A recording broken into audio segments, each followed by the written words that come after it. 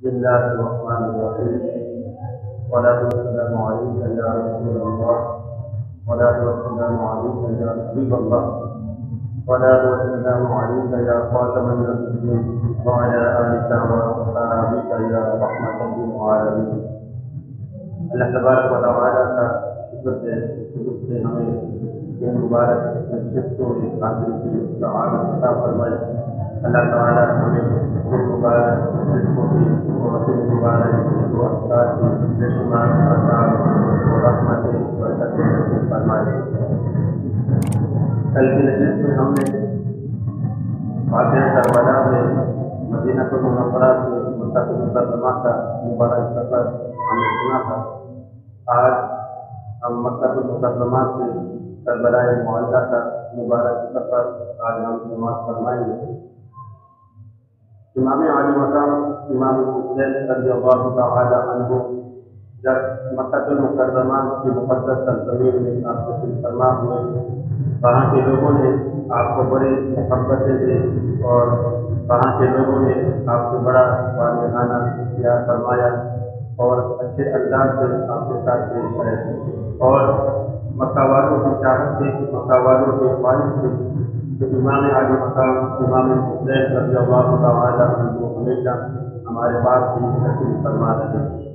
لیکن کوفہ والوں کی جانب سے بعض خطوط آ رہے تھے اور بے در سے مسلسل خطوط کا سلسلہ جاری تھا، اور جس کے مضامین سے کوشش یہی تھے کہ امام عالی مقام امام حسین رضی اللہ تعالی عنہ ہم نے یزید کی بیعت سے انکار کر دیا ہے اور آپ یہاں پر تشریف فرما ہو، یہاں پر تشریف لائیے،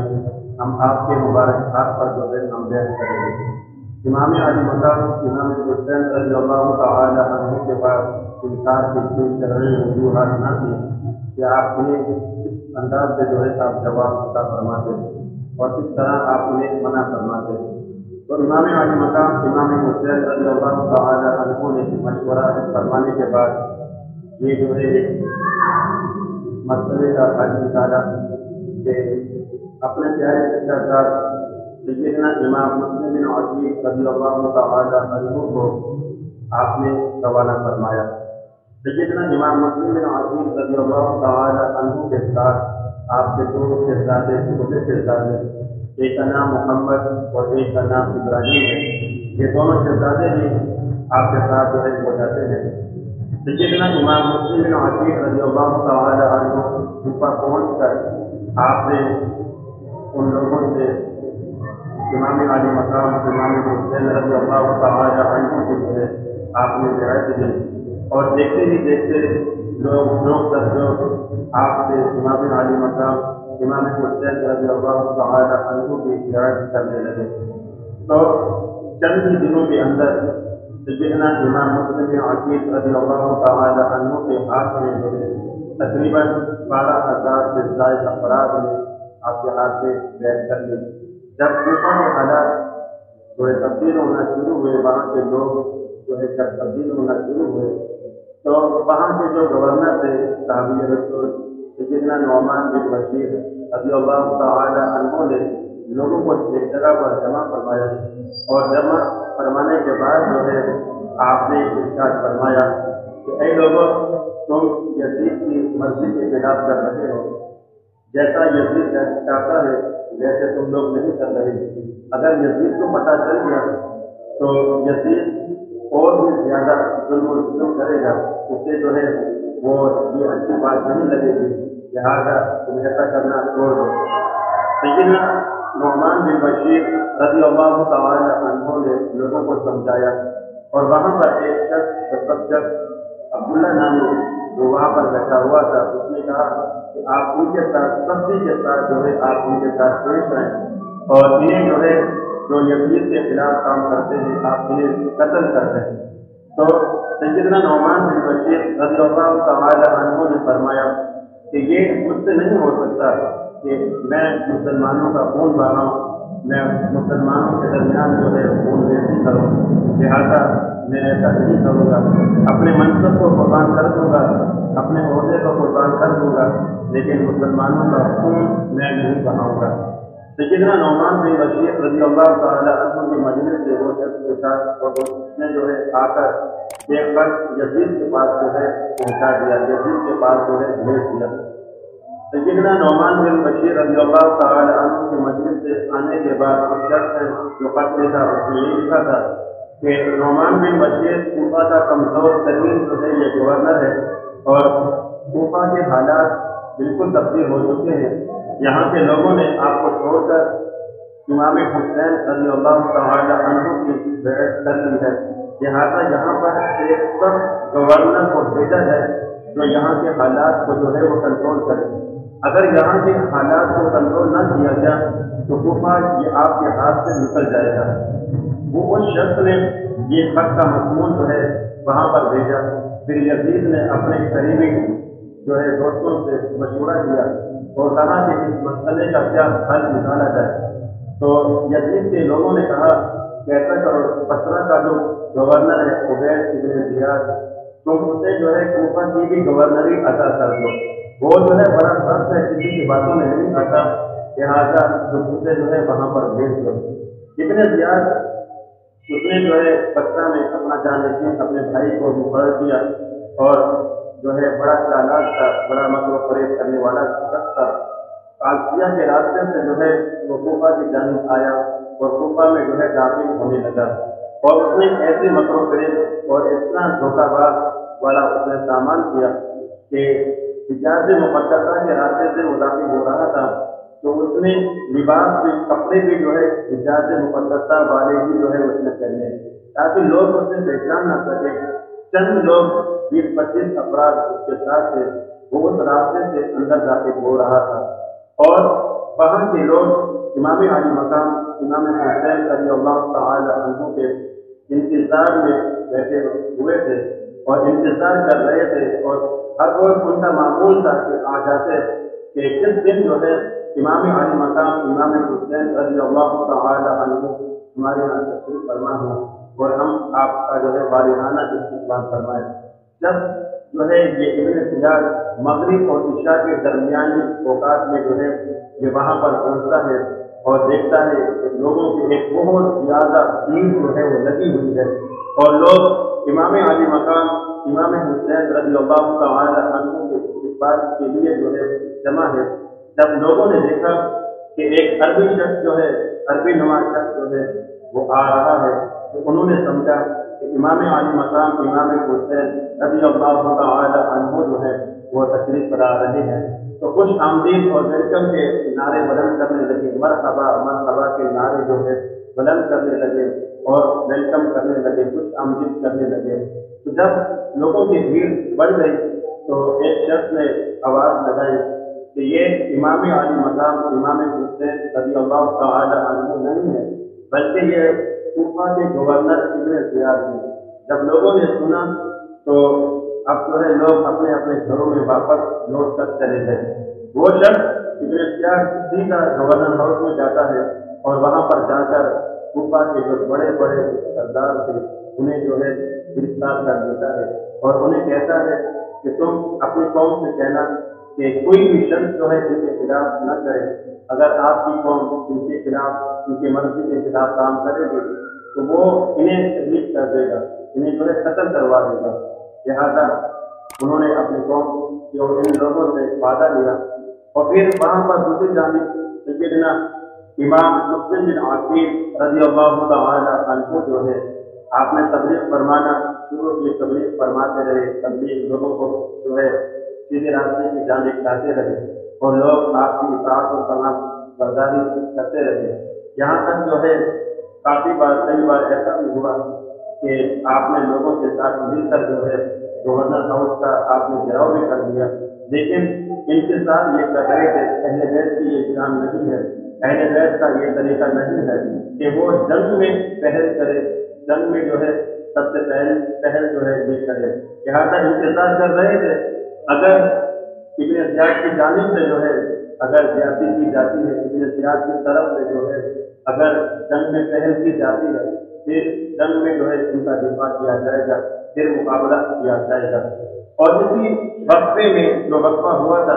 اسی وقفے میں ابن زیاد نے موقع پا کر اپنے बड़े बड़े जो सरदार थे जो गिरफ्तार किए हुए थे उन्हें कूफा की गवर्नर हाउस की दीवारों पर जो है चढ़ाया और कहा कि आपकी जो कौम नीचे खड़ी हुई है अपनी कौम से कहो कि ये वापस अपने घरों में लौट कर चले जाए और इन्हें कहो कि किसी के साथ जो है ये खड़े ना हो। लिहाजा उन सरदारों ने कहा कि खुदा के लिए आप हमारे हाल पर रहम करें और खुदा के लिए आप जो है हमारी जिंदगी की जो है जमानत दें, लिहाजा आप यहाँ से वापस चले जाएं। लिहाजा लोग वापस जाना शुरू हुए, यहाँ तक कि इमाम मुस्लिम बिन अकील रज़ियल्लाहु तआला अन्हु ने मगरिब की नमाज पढ़ाई तो कूफा की जामा मस्जिद भरी हुई थी, लेकिन जब नमाज से फारिग हुए कोई भी शख्स आपके साथ देने वाला कोई भी न था, आपके साथ खड़े होने वाला कोई भी शख्स न था। लिहाजा सय्यदना इमाम मुस्लिम बिन अकील रज़ियल्लाहु तआला अन्हु जो है आपके लिए मेहमान नवाजी के जो दरवाजे पहले खुले हुए थे अब सारे दरवाजे जो है आपके बंद कर दिए गए। कोई शख्स आपसे मिलने के लिए तैयार न था, कोई भी शख्स आपसे जो है बात करने को जो है तैयार न था और कोई भी शख्स इमाम मुस्लिम बिन अकील रज़ियल्लाहु तआला अन्हु का साथ देने वाला न था। इसी तरह इमाम मुस्लिम बिन अकील रज़ियल्लाहु तआला अन्हु कूफा की गलियों में आप चल रहे हैं, चलते गए कोई भी दरवाजा आपके लिए खुला हुआ नहीं था, सारे दरवाजे आपके लिए बंद कर दिए गए। बहरहाल आप चलते गए, एक दरवाजे पर आकर जो है आप बैठ गए। सय्यदना इमाम मुस्लिम बिन अकील रज़ियल्लाहु तआला अन्हु उस दरवाजे पर आप बैठे हुए हैं, एक औरत बाहर अपने बेटे के इंतजार के लिए इंतजार कर रही थी, बाहर निकलती है कि देखो मेरा बेटा अभी तक क्यों नहीं आया। बाहर निकली तो देखा कि एक शख्स जो है दरवाजे पर बैठा हुआ है। तो उस बुढ़िया ने कहा कि आप यहाँ पर क्यों बैठे हुए हैं और क्या चीज जो है आप चाहते हैं, क्या तलब करना चाहते हैं। तो सय्यदना इमाम मुस्लिम बिन अकील रज़ियल्लाहु तआला अन्हु ने फरमाया कि मैं पानी पीना चाहता हूँ। वो बुढ़िया अंदर जाती है और जाकर जो है पानी का एक प्याला लाती है, वो आपको अता करती है, आप पानी नोट फरमाते हैं और इसके बाद फिर आप वहीं पर बैठ जाते हैं। फिर थोड़ी देर गुजरी, वो औरत आई, कहने लगी आप यहाँ पर क्यों बैठे हैं, अपने घर में क्यों नहीं जाते। तो सय्यदना इमाम मुस्लिम बिन अकील रज़ियल्लाहु तआला अन्हु ने फरमाया कि हमारा यहाँ पर कोई भी घर नहीं है, हम बेघर हैं और यहाँ के लोगों ने हमारे साथ ऐसा ऐसा सलूक किया और इन लोगों ने हमारे साथ जो है धोखा किया। फिर उस औरत ने सय्यदना इमाम मुस्लिम बिन अकील रज़ियल्लाहु तआला अन्हु को अपने घर में ठहराया और फिर जो है उनकी इज्जत की, उनके साथ जो है अच्छा सलूक किया। और वहाँ के जासूसों को इब्न ज़ियाद ने छोड़ा हुआ था कि किसी न किसी तरीके से मालूमात करो कि इमाम मुस्लिम बिन अकील कहाँ पर है, किसके घर में ठहरे हुए हैं। लिहाजा जब मालूमात की गई तो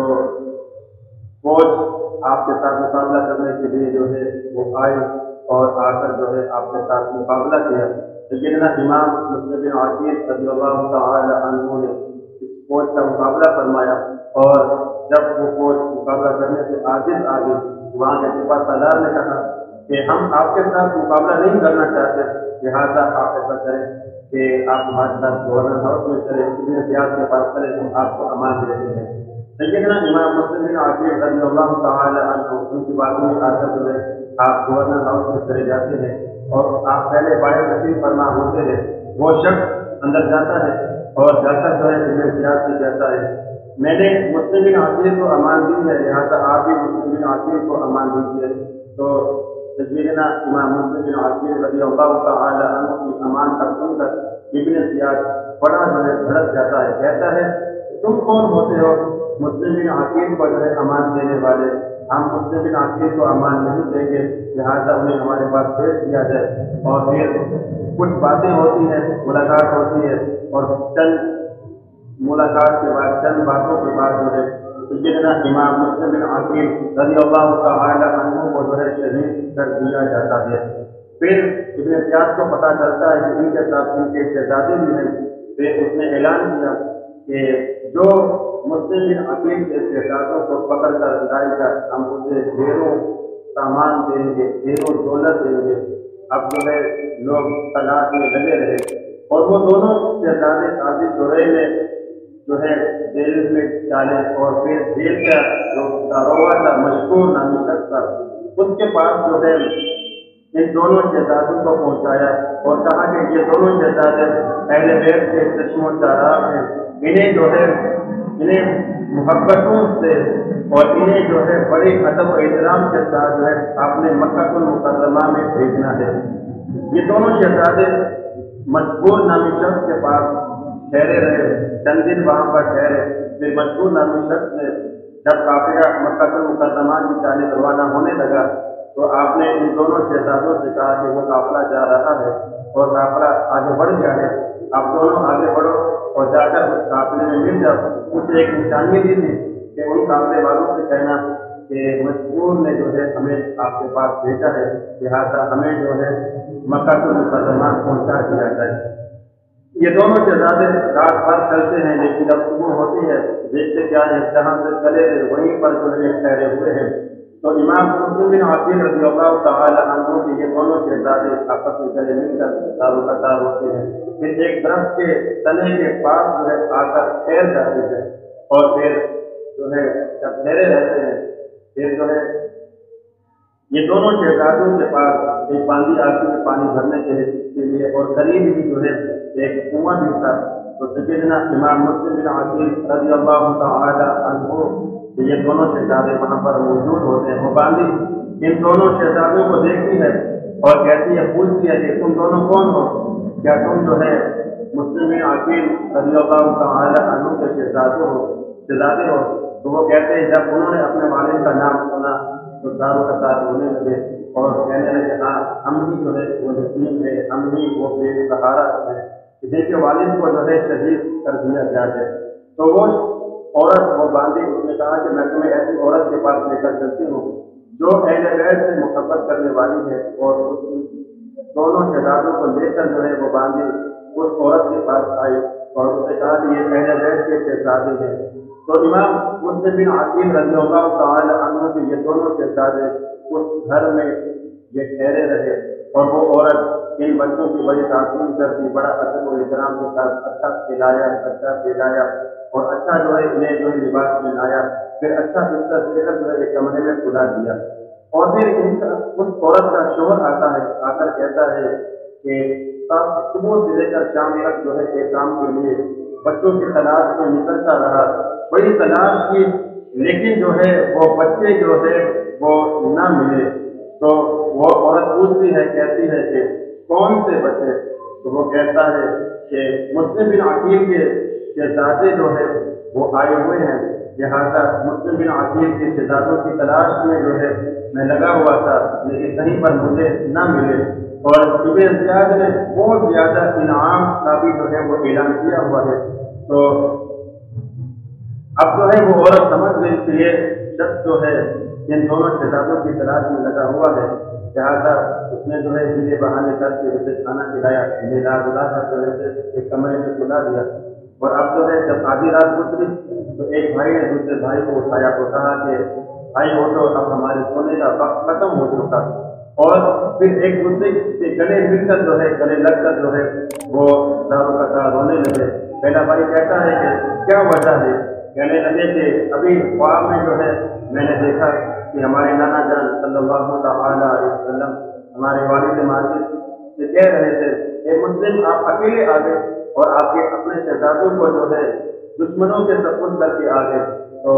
हमारे वालिद ने कहा कि वो दोनों शहजादे भी हमारे पीछे ही आने वाले हैं, हमारे पीछे ही पहुंचने वाले हैं, लिहाजा अब हमें यकीन हो गया, अब हमें पता चल गया कि अब जो है हमारा यहाँ पर रहना बड़ा दुश्वार है, यहाँ पर रहना हमारा बड़ा मुश्किल है। और उसके बाद ये दोनों शहजादे आपस में दारो कतार मिलकर जो है होते हैं, ये आवाज़ बुलंद होती है। दूसरे कमरे में वो शख्स सोया हुआ था, बेदार होता है, अपनी बीवी से कहता है कि ये आवाज़ कहाँ से आ रही है, बच्चे कहाँ से रो रहे हैं। वो और कहती है कि टाल मटोल करती, पड़ोसियों के बच्चे हैं, बाहर गली से जो है रोने की आवाज़ आ रही है। जब आवाज़ बढ़ी तो वो अंदर गया, कमरे में गया जहाँ पर ये दोनों शहजादे मौजूद थे। और जब इन शहजादों को देखा क्या ये दोनों बच्चे कौन हैं, औरत ने कहा ये दोनों बच्चे जो है मुस्लिम बिन अकील के बच्चे हैं। लिहाजा वो औरत जो है उस शख्स की मिन्नत और समाप्त करने लगी कि नहीं, आप इन दोनों बच्चों को छोड़ दो, لہٰذا جو ہے آپ کو جو ہے اس کا اجر ملے گا۔ وہ کہنے لگا مجھے اس کی کچھ بھی پرواہ نہیں، ابن زیاد نے ڈھیروں انعام کی جو ہے وہ آفر کی ہوئی ہے، لہٰذا میں انعام حاصل کرنا چاہتا ہوں۔ بہرحال یہ دونوں بچوں کو لے کر جو ہے باہر جا کر ایک مقام پر پہنچ کر ان دونوں بچوں کو جو ہے وہ شہید کر دیتا ہے۔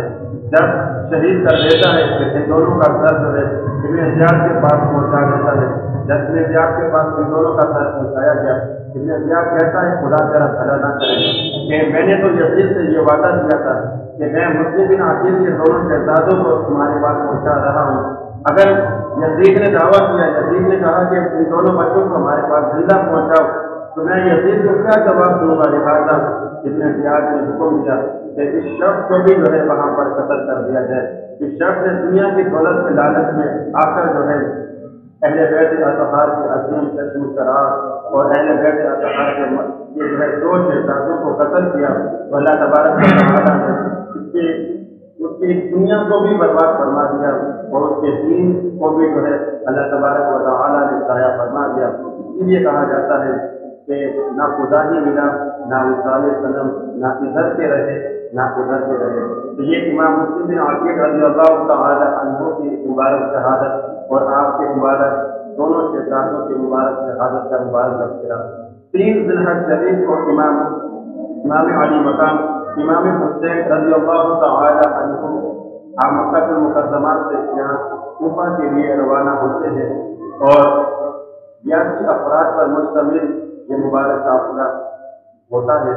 اور ایک مقام پر پہنچے پرستک شاعر آپ سے ملاقات کرتا ہے، آپ سے ملتا ہے،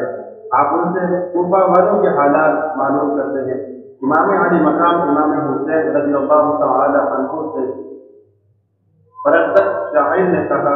کہ اے امام علی مقام، کوفہ والوں کے حالات یہ ہیں کہ ان کی تلواریں جو ہے ان کی تلواریں بنو امیہ کے ساتھ ہیں اور ان کے دل آپ کی محبتوں میں دھڑکتے ہیں، لیکن اس کا مطلب یہ ہے کہ ظاہر میں وہ ان کے ساتھ ہیں لیکن باطن میں جو ہے وہ آپ کے ساتھ ہیں۔ اور پھر امام علی مقام امام حسین رضی اللہ تعالی عنہ نے فرمایا اللہ تبارک و تعالی وہی فرماتا ہے جو ہمارے مقدر میں لکھا ہوا ہوتا ہے، جو ہمارے حق میں بہتر ہوتا ہے، اللہ تبارک و تعالی وہی فرماتا ہے۔ پھر یہ قافلہ آگے بڑھتا ہے، آگے بڑھتے بڑھتے ایک منزل پر جو ہے امام جعفر طیار رضی اللہ تعالی عنہ کے صاحبزادے عبداللہ وہ آئے، ایک خط لے کر آئے جس میں امام جعفر طیار رضی اللہ تعالی عنہ نے لکھا تھا کہ جب میرا خط آپ کو ملے خدا کے لیے آپ واپس لوٹ آئیے گا، آپ یہاں پر جو ہے آگے مت بڑھیے، آگے آپ کا جانا جو ہے صحیح نہیں۔ امام علی مقام امام حسین رضی اللہ تعالی عنہ نے وہ خط پڑھا لیکن آپ نے منع فرما دیا، انکار فرما دیا کہ ہم اپنی منزل کی جانب ضرور ضرور جائیں گے، اور وہیں پر سیدنا امام جعفر طیار رضی اللہ تعالی عنہ بھی جو ہے آپ بھی تشریف لے کے آ گئے، اور اس کے بعد جو ہے سیدنا امام جعفر رضی اللہ تعالی عنہ نے کہا کہ اے امام علی مقام امام حسین رضی اللہ تعالی عنہ، آخر اس کی وجہ کیا ہے، آپ اسے کیوں ضد کر رہے ہیں؟ تو امام علی مقام امام حسین رضی اللہ تعالی عنہ نے فرمایا کہ مجھے خواب میں آ کر پیارے آقا صلی اللہ تعالی علیہ وسلم نے جیسا کرنے کا حکم ارشاد فرمایا ہے میں ویسا کر ہی رہوں گا۔ تو ان لوگوں نے کہا کہ آخر اس کی وجہ کیا ہے، کہ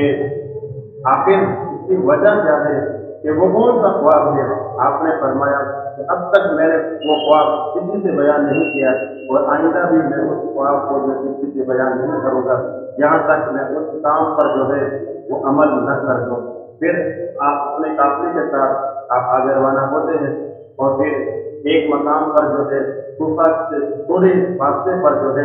آپ اپنے قافلے کے ساتھ جو ہے آپ پڑاؤ ڈالتے ہیں۔ لیکن امام علی مقام امام حسین رضی اللہ تعالی عنہ نے وہاں پر پڑاؤ ڈالا اور وہیں پر قرب بن یزید بھی جو ہے وہاں پر آ جاتا ہے اور آ کر جو کہتا ہے آپ کا راستہ روکتا ہے۔ آپ قرب بن یزید سے کہتے ہیں اے قرب، ہم یہاں پر اکیلے اور خود بخود جو ہے نہیں آئے بلکہ ہمیں جو ہے کوفہ والوں نے جو ہے بلایا ہے۔ تو امام علی مقام امام حسین رضی اللہ تعالی عنہ سے قرب بن یزید کہتا ہے کہ ہمیں کچھ بھی پتہ نہیں کہ کون سے لوگوں نے آپ کو جو ہے بلایا ہے، تو حر بن یزید سے امام عالی مقام نے اس کے سامنے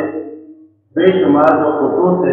اس کے سامنے ڈال دیے۔ تو حر بن یزید نے کہا کہ اے امام عالی مقام، یہ خط لکھنے والوں میں سے ہمارے یہاں جو ہے کوئی بھی شخص جو ہے موجود نہیں ہے، لہٰذا ہمیں نہیں پتا کہ خط جو ہے وہ کس نے تحریر کیے ہیں۔ تو امام عالی مقام امام حسین رضی اللہ تعالی عنہ نے جو ہے فرمایا کہ ٹھیک ہے، اب جب